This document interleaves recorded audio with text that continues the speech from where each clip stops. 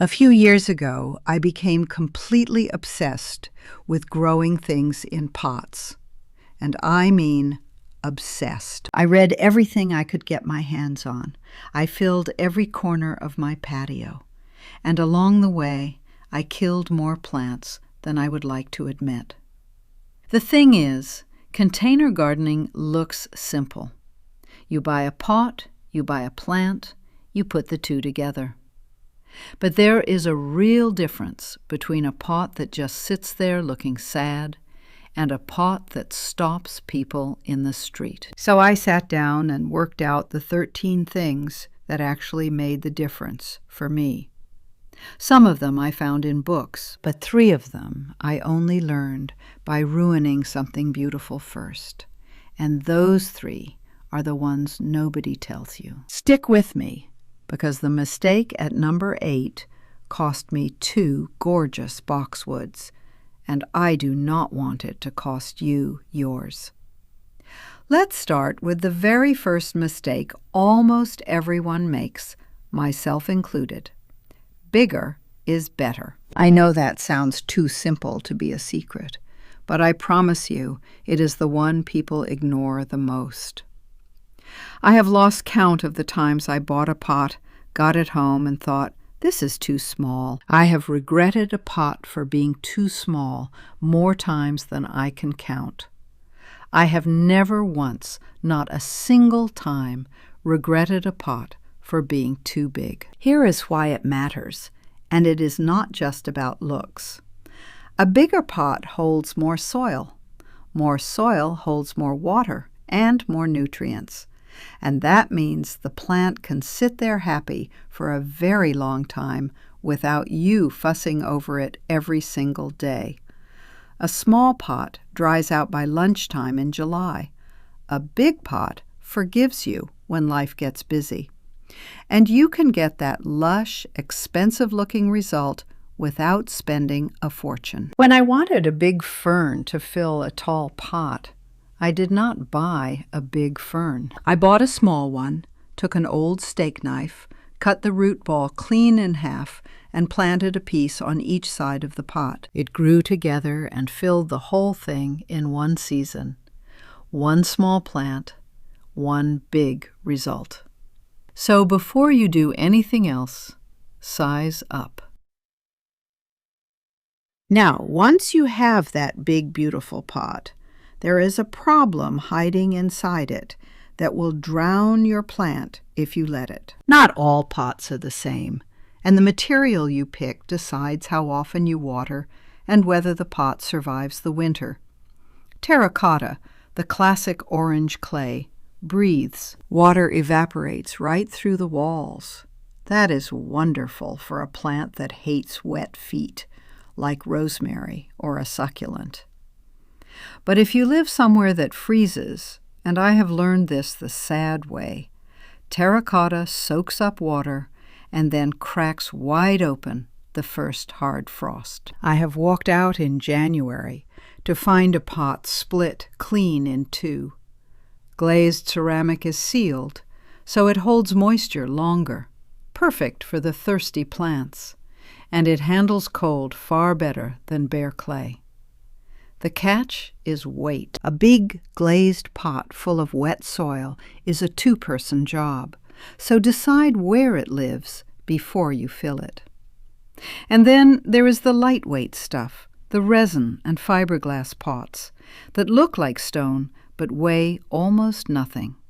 These are my quiet favorite. I can move them, they do not crack in the cold, and nobody can tell from 3 feet away. So pick your material for your weather, not just your color scheme. And speaking of things that decide whether your plant lives or dies, let me show you the one every nursery pot gets wrong. No big pot you buy at the nursery has enough drainage. Not one. There will be a single little hole in the bottom, and for a large pot holding a large plant, that is nowhere near enough. Water sits, roots sit in the water, and your expensive plant quietly rots from the bottom up. You have to fix it yourself, and it is easier than you think. For a clay or ceramic pot, I use a diamond hole saw. The diamond grit lets it cut through terracotta without shattering the pot around it. The one rule is you have to keep the drill bit wet the whole time, or the friction cracks everything. Here is the little trick that made this painless for me. I saw someone online fill an old soda bottle with water and poke a tiny hole in the cap. You loosen the cap, and it drips water exactly where the bit is cutting, hands-free, every time. Whoever came up with that, thank you. It is genius. A few extra holes, and you will never lose a mature plant to soggy roots again. Now, once your drainage is sorted, I am going to show you how to fill that big pot without spending a fortune on soil. Here is one I learned by trial and error, and it saves real money. If you are using a tall pot, but you are planting something with shallow roots, a shrub or most flowers, you do not need to fill the whole thing with soil. The roots are never going to reach the bottom anyway, so why pay to fill it? I take an old plastic nursery pot, flip it upside down, and set it in the base. Then I only need to fill the top 2/3 with actual potting soil. It gives good drainage, it saves a whole bag of soil, and it makes the pot far lighter to move. In another one of my pots, I used styrofoam packing blocks in the bottom third instead. I live where we cannot put styrofoam in the trash. So when a delivery arrives packed in the stuff, I am stuck with it. Now I put it to work. Same result. Good drainage, less soil, lighter pot. One warning though. Never do this with anything you plan to eat. No tomatoes, no herbs, nothing edible sitting over styrofoam. For those, fill the whole pot with proper soil and give the roots all the room they want. Now let's talk about that soil itself, because even the good stuff from the bag is not good enough on its own. Even when I buy good quality potting soil, I still make it better before it goes in the pot, every time. Better soil holds nutrients longer and drains cleaner, and that means your plant can live in that pot for years without you repotting a sad, hungry thing every spring. Get this right, and a plant will happily stay put for a very long time. So here is what I do. I start with the bagged mix.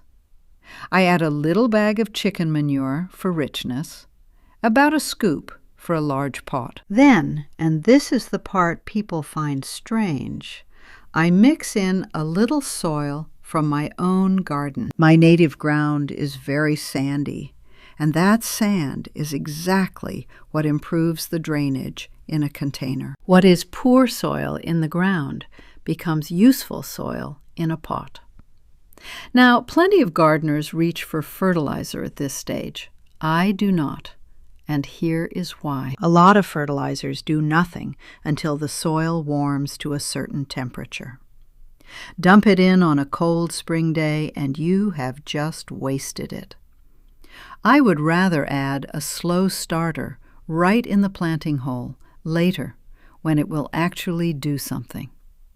Mix it up, and you have a blend far better than anything straight from a bag. Next up is a design trick that makes a beginner's pot look like a professional planted it. This is the one that took my pots from fine to actually striking, and it is just 3 words: thriller, filler, spiller. The thriller is your tall centerpiece, something with height that draws the eye up.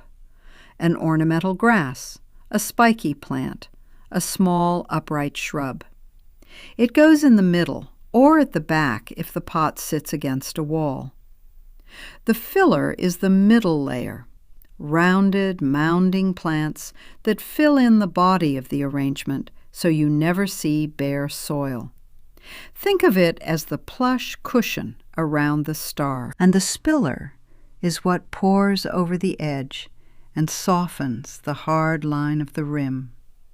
Trailing ivy, sweet potato vine, anything that tumbles down the side. That overflow is what makes a container look full and generous instead of stiff. One tall thing, some rounded things, and something that spills. Do that in a single pot, and people will assume you know exactly what you are doing. Now let me save you from the mistake that cost me 2 of my favorite plants. Before you fall in love with a plant, look at where the pot is actually going to live. And I do not mean a quick glance. I mean watch that spot through the day. A wall that faces west takes the full afternoon sun, and it does not just heat the plant. It bounces reflected heat straight off the wall onto the pot, and the pot cooks. A spot that feels pleasant to you at 9 in the morning can be an oven by 3 in the afternoon. I ignored this once. I put 2 beautiful boxwoods in pots against a west-facing garage wall because they looked perfect there. Within weeks, they were crisp, not thirsty, not sick, cooked. The reflected heat off that wall was simply too much, and I lost both of them. So match the plant to the light it is actually getting. Sun lovers on the hot walls, shade lovers where it stays cool, and be honest with yourself about which is which. Because there is a way to protect a pot from that brutal heat, and it is the trick I wish I had known before I lost those boxwoods. This is the big one. The mistake at number 7 taught me the lesson. And this is the fix. A plant can take a surprising amount of heat up top, as long as its roots stay cool down below. Roots are the part that cannot handle cooking. So the whole game on a hot exposure is keeping the root zone cool. And here is how I do it for almost nothing. I line the sun-facing inside wall of the pot with recycled bubble wrap before I add the soil. In my hot pots, the order goes like this: Styrofoam in the bottom third for drainage and weight, then a layer of bubble wrap up the side that takes the afternoon sun, then the soil, then the plant. That bubble wrap creates a pocket of air between the blazing hot pot wall and the roots. The air gap insulates them, the way a double-glazed window keeps a room cool. The roots stay comfortable even when the pot itself is hot to the touch. I learned this the hard way after those 2 boxwoods. I have not lost a plant to a hot wall since. Free insulation from packaging you were going to throw away anyway. Now let's make the watering itself effortless, because I would rather be enjoying the garden than babysitting it. If you love wandering around with a hose, watering each pot by hand, there is nothing wrong with that. Some people find it the most relaxing part of the day. For me, relaxing in the garden involves a chair and a cold drink, not a hose. So I set up drip irrigation and let it do the work. There are plenty of videos on how to run drip, so I will not walk through all of it. But I will give you the one tip that makes it look clean and professional instead of messy. Instead of draping the drip tube over the rim where you can see it, run it up through the drainage hole in the bottom of the pot. If the pot sits on soil or gravel, this is easy to do, and it hides all the plumbing. From above, all you see is a beautiful planted pot, none of the tubes, none of the mechanics. A hidden line waters just as well and looks 100 times better. But some pots you simply cannot reach with a drip line. And for those, I have something that feels like magic. Some pots sit where you can never get a drip line to them. A pot in the middle of a stone patio, for instance.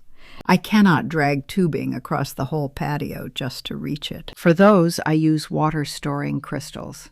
And honestly, the first time I saw them work, I could not believe it. They are tiny, dry crystals that absorb many, many times their own weight in water. You mix them into the soil, they swell up with water, and then they slowly release that moisture back to the roots over days. Watch this. I put a small measure of the dry crystals in a bowl and add about a quarter cup of water. Overnight, it goes from a spoonful of dust to a bowl full of soft gel. All of that water is now sitting in the soil, waiting for the plant, instead of running straight out the bottom. So for the pots you cannot plumb, mix a spoonful of these into the soil, and they become a little water reservoir. You water far less often, and the plant never hits that bone-dry point. Now, watering is only half of keeping a container plant alive. The other half is feeding it, and this is where most pots slowly starve. Here is something that took me a while to understand. A plant in the ground can send its roots out searching for food. A plant in a pot cannot.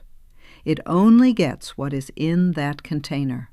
And every time you water, a little more of the nutrition washes out the bottom. So a pot slowly runs out of food, and the plant does not die dramatically. It just gets pale and tired and stops flowering, and you cannot work out why. The fix is to feed on a rhythm you actually remember. For my flowering pots and my vegetables, I give a diluted liquid feed every couple of weeks through the growing season. I tie it to a day, so it is the 1st and 15th, not whenever I happen to think of it. A rhythm you keep beats a fancy schedule you forget. Ease off as the weather cools and the plant slows down, because a plant heading into dormancy does not want a big meal. Feed steady in the growing months, back off in the cold. Do that, and your pots stay lush all season instead of fading by August. Next is a small thing that fixes drainage, staining, and winter survival all at once. This one is almost too simple, and it solves 3 problems at once. Get your pots up off the ground. When a pot sits flat on a hard surface, the drainage hole seals against the stone, and the water cannot escape. So even after all your work drilling holes, the pot backs up and the roots sit wet. A few small pot feet, or honestly, even a couple of flat stones, lift it just enough for water to run free. It also saves your patio. A pot sitting flat leaves an ugly dark ring where water and grit collect underneath. Lift it, and the air moves under there. The surface stays dry and no stain. And in winter, raising the pot keeps it from freezing to a sheet of ice on the ground and cracking. Better drainage, no stains, and a pot that survives the cold.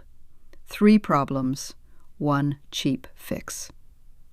Now for the last one, and it is the difference between a nice collection of pots and something that genuinely stops people. Everything so far has been about a single pot. This last one is about how they work together, and it is the trick that makes a garden look designed instead of just decorated. If I scatter my pots, one here, one there, all around the garden, they get lost.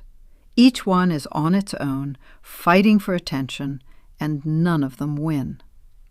But cluster 3 or more together, and suddenly you have a focal point, a little still life that pulls the eye and anchors the whole space. A few things make a grouping sing. Use odd numbers, 3s and 5s, because our eyes find them more natural than even ones. Vary the height, so one is tall and the others step down around it. And mix the leaf textures and colors, so a fine feathery plant sits against a big, broad leaf. That contrast is what makes it interesting. If you prefer lots of small pots to a few big ones, the same rules hold. Vary the foliage, vary the texture, and let a grass in there for movement, because a little sway in the breeze brings the whole group to life. Group them, and the sum is far greater than the pots on their own. So there they are. Go bigger than you think. Match the pot to your weather. Fix the drainage yourself. Fill the bottom to save soil. Make your soil better than the bag. Layer it, thriller, filler, spiller. Read the light before you plant. Shield the roots from the heat. Hide your drip through the bottom. Use water crystals where you cannot reach. Feed on a rhythm. Lift the pots off the ground and group them for impact.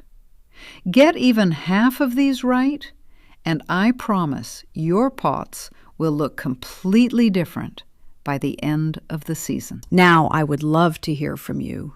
Tell me in the comments what you are growing in pots this year and where in the world you are gardening from. I love seeing how many of us there are, spread out all over, all obsessed with the same thing. And if this helped you, do me a small favor and pass it along to a friend who kills everything they plant.